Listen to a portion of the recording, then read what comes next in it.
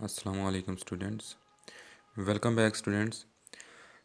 Last video lecture में students हमने को एक्सरसाइज 1.2 के क्वेश्चन नंबर 1, 2 और 3 को सॉल्व किया था। आज के इस लेक्चर में हमने क्वेश्चन नंबर 4 और इससे आगे वाले क्वेश्चन को सॉल्व करना है।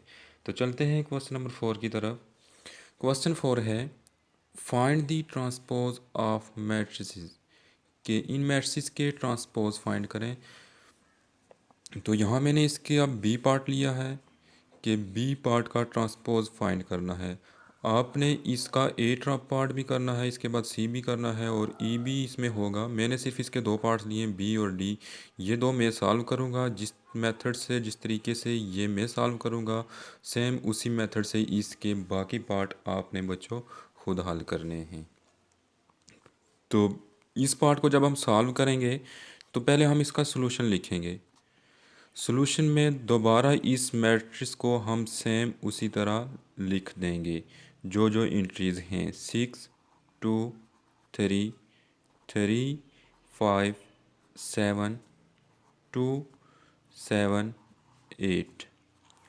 अब फर्स्ट स्टेप में हमने सिर्फ सॉल्यूशन लिख के तो क्वेश्चन को ही दोबारा लिख दिया है। सेकंड स्टेप में हमने करना है कि हमने इसका फाइंड करना है ट्रांसपोज। तो आपने यहाँ लिखना है taking transpose on both sides, कि इसके दोनों तरफ आप ट्रांसपोज ले लें। अब ट्रांसपोज की सिंबल है कि जो भी मैट्रिक्स है उसके ऊपर आप टी लिख दें। बी टी इक्वल, यानी कि B transpose equal matrix B उसी तरह लिखें 6, 2, 3, 3, 5, 7, 2, 7, 8। अब इस मैट्रिक्स के ऊपर भी हमने ट्रांसपोज लिखना है। अब सेकंड स्टेप में हमने ये किया है कि सिर्फ हमने ये लिखा है कि taking transpose on both sides, और ये स्टेटमेंट लिखने के बाद उसके बाद हमने वही मैट्रिक्स लिखा है और उन मैट्रिक्स के दोनों तरफ हमने ट्रांसपोज डाल दिया है।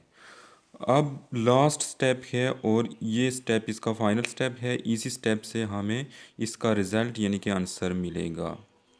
हम B transpose as it is ही लिखेंगे और इस साइड का, इस मैट्रिक्स का आपने ट्रांसपोज ले लेना है।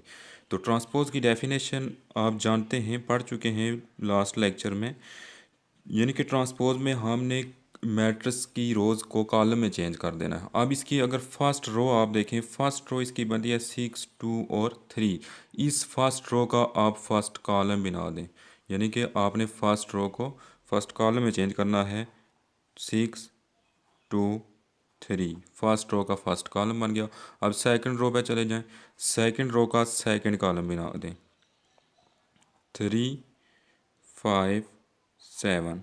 और उसके बाद थर्ड रो पे चलें 2, 7, 8। ये इस मैट्रिक्स का आ गया क्या ट्रांसपोज, यही इसका आंसर है। अब इसका जो डी पार्ट है, डी पार्ट भी देख लें। डी पार्ट दिया है डी इक्वल 3, 6, 9, सिर्फ एक ही कॉलम दिया है। इसका भी हमने ट्रांसपोज फाइंड करना है। तो सबसे पहले हम इसी तरह इसको भी सॉल्व में लिखें, सॉल्व लिखे उसके बाद क्वेश्चन आपने दोबारा लिख लेना है।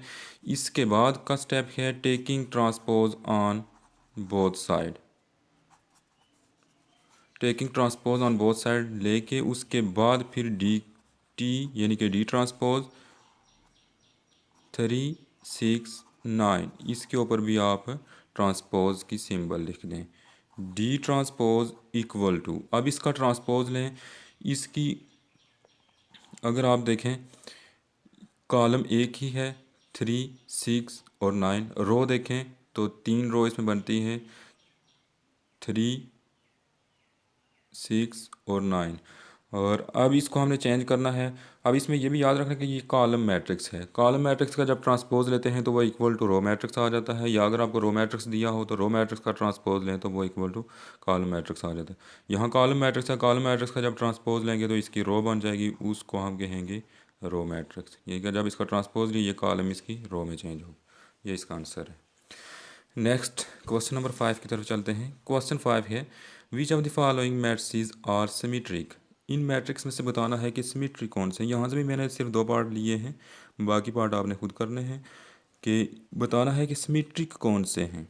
अब सिमेट्रिक के लिए आपको पहचान होनी चाहिए, सिमेट्रिक की डेफिनेशन पड़ी हुई है कि सिमेट्रिक के लिए एक कंडीशन है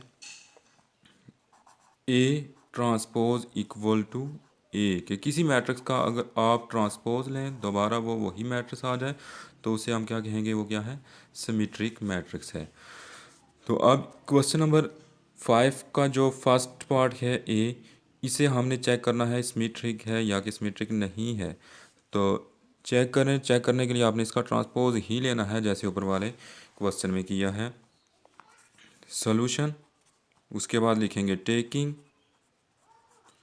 transpose on both side, A T equal 0 4 4 5, यहाँ भी टी एज इट इज़।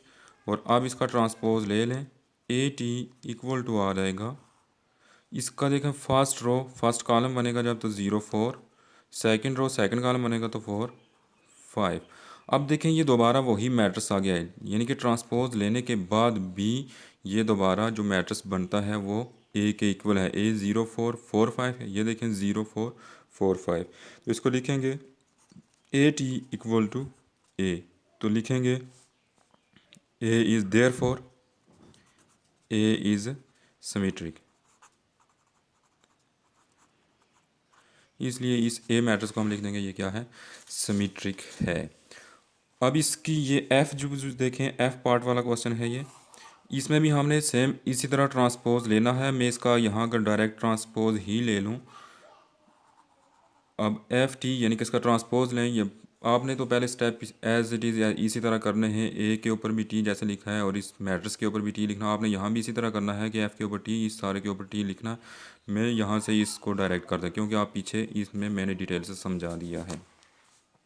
अब देखें जब इसकी फर्स्ट रो को फर्स्ट कॉलम बनाएंगे, 2 3 7 -3 5 1 6 8 2, ये इसका ट्रांसपोज ले लिया। अब ट्रांसपोज लेने के बाद देखें ये दोबारा इसके इक्वल है कि नहीं है, दोबारा देखें तो ये इसके इक्वल नहीं है क्योंकि इसकी जो फर्स्ट रो है 2 3 7 है, इसकी जो फर्स्ट रो बनती है 2 -3 6 बनती है, ये चेंज हो गई, दोबारा उसके इक्वल नहीं आया, इसलिए ये सिमेट्रिक नहीं है। F is not symmetric matrix. इस क्वेश्चन में जो काम आपने करना है, आपने सिर्फ ये बताना कि सिमेट्रिक कौन कौन से हैं, तो आपने ट्रांसपोज लेना है, जिसका ट्रांसपोज लेने के बाद दोबारा वही मैट्रिक्स आ गया तो वो सिमेट्रिक होगा। नेक्स्ट चलते हैं क्वेश्चन नंबर 7 की तरफ। अब यहाँ से हमने एक क्वेश्चन स्किप किया है, क्वेश्चन नंबर 6। वो स्किप करने का मकसद ये है कि क्वेश्चन नंबर 6 में एक नई चीज़ हम पढ़ेंगे, एडिशन ऑफ ए मैट्रिक्स, वो नेक्स्ट लेक्चर में पढ़ेंगे। तो वो जब हम एडिशन करेंगे तो एडिशन के साथ उस क्वेश्चन को करेंगे, इसलिए उसको स्किप करके क्वेश्चन नंबर 7 आज हम करते हैं। 7 है identify the symmetric and skew symmetric matrices, कि इसमें हमने पहचान करनी है, आइडेंटिफिकेशन करनी है कि सिमेट्री कौन से हैं और स्क्यू सिमेट्री कौन से हैं। सबसे पहले आपने दोनों के लिए पता होना चाहिए कि सिमेट्री की पहचान क्या है, ए टी इक्वल टू ए होना चाहिए, और स्क्यू सिमेट्री के लिए क्या होना चाहिए, A transpose equal to minus A होना चाहिए। इस तरह की जिस मैट्रिक्स में कंडीशन बनेगी वो स्क्यू सिमेट्रिक होगा और ये कंडीशन जिसमें बनेगी वो सिमेट्रिक होगा। अब चलते हैं इसके क्वेश्चन की तरफ। तो क्वेश्चन है identify the symmetric and skew symmetric matrix. First part है इसका ए, इसकी आइडेंटिफिकेशन करनी है कि सिमेट्रिक है या स्क्यू सिमेट्रिक है। तो आप सबसे पहले इसका जब सॉल्यूशन लेंगे तो इसका ट्रांसपोज ले लें, taking transpose on both side, ये स्टेटमेंट लिख के उसके बाद इसका ट्रांसपोज लें दोनों तरफ, ए ट्रांसपोज इक्वल टू 0 -3 2 3 0 -6 -2 6 0। अब इसके ऊपर भी ट्रांसपोज ले लिया। उसके बाद आप देखें इसको जब ट्रांसपोज इसका लेंगे, first row first column change करें, 0 -3 2, सेकंड रो 3 0 -6, थर्ड रो -2 6 0। अब देखें इसको उसके एक के साथ अगर मैच करें तो ए मैट्रिक्स था हमारा 0 -3 2, ये है 0 3 -2। यहाँ इसके नीचे देखें तो 0 3 -2 था, यहाँ इसके 0 -3 2। अब यहाँ जहाँ उसमें माइनस के साइन थे इसमें वहाँ प्लस के हैं, जहाँ और इसमें जो माइनस के हैं उसमें वो प्लस आ रहे हैं, तो इस वजह से हम इसमें माइनस कॉमन ले सकते हैं। माइनस को अगर आप होल कॉमन ले लें तो बाकी हमारे पास बचेगा 0 -3 2। जब माइनस कॉमन लेंगे जिन इंट्रीज के साथ माइनस था वो प्लस हो जाएंगी, जो जिनके साथ प्लस था वो माइनस हो जाएंगी। ये हो जाएगा 3 0 -6। और नेक्स्ट होगा -2 बल्कि +6 और 0।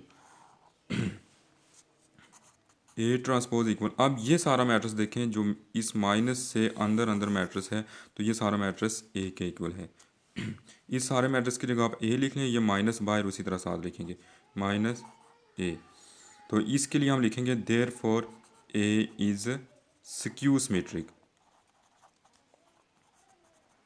इसे हम स्क्यू सिमेट्रिक इसलिए कहेंगे कि ये स्क्यू सिमेट्रिक वाली कंडीशन फुलफिल करता है। A transpose equal to -a क्या है, अगर ये +a के इक्वल आता तो सिमेट्रिक होता, और -a के इक्वल आया तो इसलिए ये स्क्यू सिमेट्रिक है। अब इसका सी पार्ट भी मैंने लिखा है, इसको भी देख लें। इसका भी हमने इसी तरह जब सोल्यूशन लेंगे, सोल्यूशन के बाद दोनों तरफ ट्रांसपोज लेना है।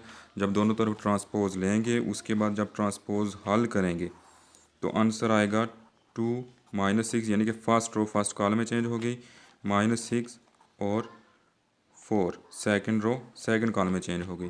सी ट्रांसपोज, अब इसको अगर देखें तो ये दोबारा सी के इक्वल आ गया है, तो इसको हम लिख देंगे C transpose equal to C, therefore C is symmetric. Symmetric.